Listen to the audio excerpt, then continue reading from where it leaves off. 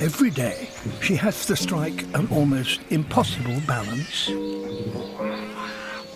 dividing her time between hunting, scent marking her boundaries, and nursing her cubs.